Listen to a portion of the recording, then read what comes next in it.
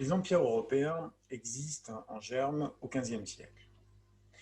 C'est depuis cette époque que la France, l'Angleterre, achèvent la guerre de Cent Ans, avec l'épopée de Jeanne d'Arc en 1428-1429 et la fin officielle en 1453, année de la chute de Constantinople, juste après la découverte de l'imprimerie, justifiant d'autant plus le choix de cette date pour situer la fin du Moyen-Âge, en concurrence avec la découverte des Amériques par Christophe Colomb en 1492. L'Espagne, elle, parvient durant ce siècle à achever la reconquête de l'ensemble de ses propres terres face à l'occupation musulmane, alors que le Portugal l'a déjà effectué un siècle plus tôt.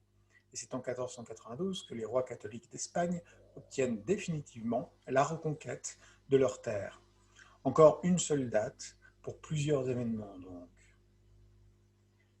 Les empires français et anglais, espagnols et portugais se développeront donc dès le siècle suivant, grâce à la découverte des nouvelles terres notamment.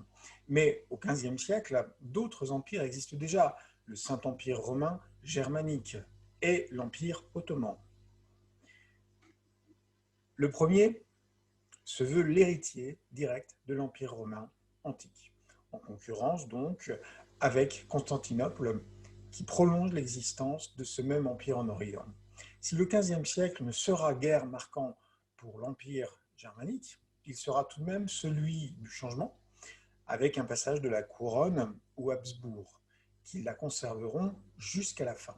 Finalement, le grand fait du Saint-Empire durant ce siècle sera certainement sa non-intervention pour la défense de Constantinople, pourtant chrétienne, face à l'attaque des Ottomans musulmans. Le second empire dont nous parlons, justement, c'est celui des Ottomans. Il s'agit bien d'un empire européen, bien que très présent sur les terres du Moyen-Orient. Il s'agit d'un empire qui occupera une bonne partie de l'Europe, et ce jusqu'au XXe siècle. Bien entendu, cet empire est celui qui marque le siècle, par sa prise de Constantinople en 1453.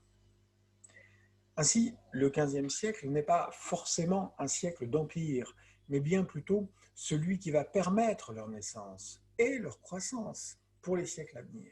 Le monde dans lequel nous vivons au XVe siècle est bel et bien un monde en mutation qui va orienter les puissances militaires vers l'expansion et la colonisation.